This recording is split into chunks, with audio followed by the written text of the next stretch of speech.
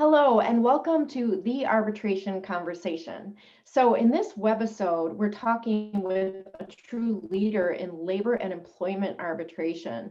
What's really special about this guest is she has tons of practical experience as well as the academic experience and really has come to arbitration from a different angle. And so I'm really excited to get this opportunity. So the guest today is Rachel Goedken.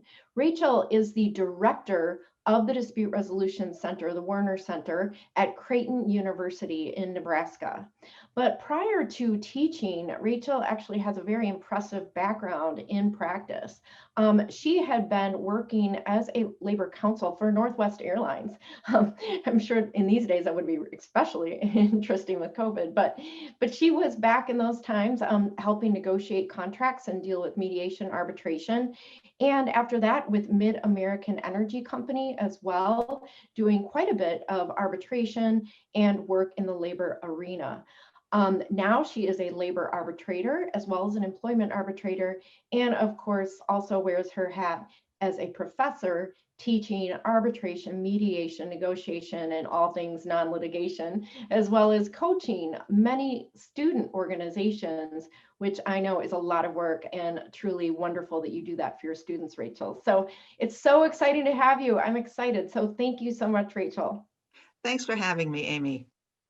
Well, I mean, first of all, I guess what's always really kind of cool to hear about people have different ways that they've become arbitrators or got interested in arbitration. How did you end up interested in arbitration? And really, I mean, it's fascinating as a woman, especially getting so involved in Northwest Airlines, MidAmerican Energy. How did you what was your route? What was your path? Yeah, every arbitrator's path is probably a little different. Mine started when I got my master's from the Industrial Relations Research Institute at the University of Wisconsin-Madison. And that program was unique in that it taught students about labor relations, employee relations, labor law, employment law, economics, and business. So there was that intersection of, I think, how labor relations shows up in real life. Right? Because when you're talking about bargaining between an employer and employees, that's going to be a significant economic component for both sides. So I started with my master's there. I went out and worked for about 5 years in employee and labor relations. I returned to law school because I did want to focus on labor and employment law. While I was in law school, I clerked for Northwest Airlines, which of course since has been taken in with Delta Airlines, but at the time was up in the Twin Cities. And while I was there, I negotiated labor agreements, collective bargaining agreements, arbitrated well over 100 cases as an advocate, and then also just participated in dispute resolution in general. And so I think one of the things I learned there, and I think it's important if you're a young practitioner to think about this, is it wasn't that the job was only assessing a file. What kind of a case do I have here, right? Is this a violation of the collective bargaining agreement or not? But typically one set of facts would also include not just the collective bargaining agreement piece, but also do these facts violate other laws we should be thinking about? So do I need to be thinking about a Title VII or an FMLA or an ADA impact as well? So when you opened a file, it often was not just as easy as was there a work rule violation, but it really expanded into these other areas as well. And so there was a need to look at the issue perhaps a little more globally than just a narrow contract of potential contract violation. And then overlaid with all of that, with the law and the collective bargaining agreement, was the relationship with the union. I've worked in places where that relationship is good, and so you can see resolution at an earlier level. I've worked with organizations where that relationship historically has not been as good. And so you may have more cases that move further up the ladder before they can be resolved. But I love the work. I did it at Northwest Airlines, and I did it following that for a utility.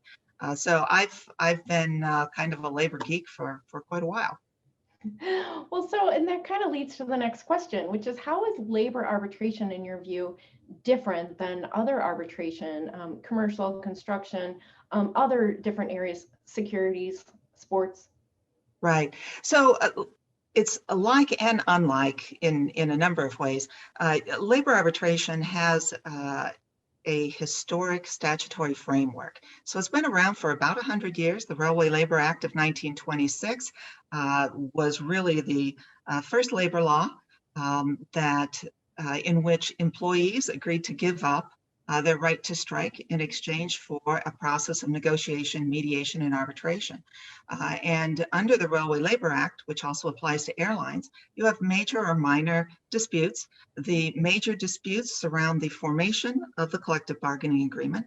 The minor disputes surround the application or interpretation of an established collective bargaining agreement.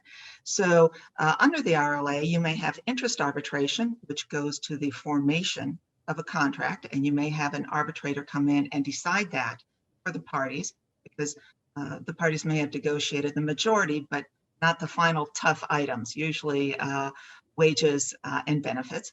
And then on the minor disputes, those regarding the application of the collective bargaining agreement, you'll have an arbitrator who decides grievance arbitrations, holds grievance arbitrations to decide those minor disputes. But again, the trade-off, at the beginning of the Railway Labor Act was that employees then no longer strike.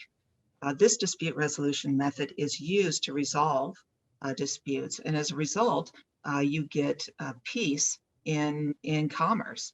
So one difference is it's about 100 years old. There's a strong statutory framework for it, and arbitration is mandatory. Following the Railway Labor Act, the National Labor Relations Act was enacted in 1935. And there you don't see as much interest arbitration, but you see a lot of the grievance arbitration for private sector companies. And then the third area of statutes would be those that govern federal, state, or local public sector employees. So there's a lot of law to be aware of if you're working either as an advocate for labor or for management, as well as an arbitrator. Yeah, that's a lot. I mean, there's so many different areas and you explained it really well. So thank you. No, really, that was fantastic. And I guess the other question, because disputes didn't stop when COVID-19 hit, right? It's not like everyone decided to get along suddenly and have no disagreements. And so how has it been in the labor field with respect to labor arbitration? How have y'all dealt with COVID-19? Yeah, that's a great question. Like everyone, the business continues, right? And so some groups, and I say this from both an academic and a practitioner standpoint, some folks are more comfortable embracing the technology and taking arbitration online. And that just varies, that's really a cultural matter in the organization that you're in. The National Academy of Arbitrators, which has been the gold standard for labor and employment arbitrators, created a video task force that then went on to hold education, online education seminars for its arbitrators so that they could be aware of how do you use Zoom, how do you use WebEx, how do you handle, everyone in their own living room or dining room or wherever they may be, and how do you handle bringing exhibits in. And ultimately, I think the process that those who have used online arbitration have found most helpful is to have a dry run, a technical dry run about a week before the arbitration. So everyone knows, is my technology working or it's not working? Is everyone going to be coming in from their own location, or will there be a couple of folks in a conference room for either the employer or the union? And if so, are they following their, social distancing requirements? But it's a lot of just the handling of the evidence and the handling of witnesses, right? Swearing them in, making sure there isn't an external influence or notes being used in their testimony. And I think once folks became familiar with that, it can become really the way we do it from here on out. Mm-hmm. And for the right arbitrations, I hope it continues to be handled online. I think there's a lot of of value in serving the parties by continuing to have a relatively fast and cost-effective way of getting those disputes resolved. Yeah, absolutely. It's going to be interesting to see when the dust settles, but every arbitrator I've interviewed has pretty much said the same thing, that they think online arbitration, or OARB as I call it, is here to stay. So it'll be interesting to watch this unfold. Also, I Yes. don't know if you wanted to put a plug for the exciting program that you actually are commandeering at Creighton coming up very soon. Yes, so the Werner Institute at the Creighton Law School is celebrating its 15th anniversary.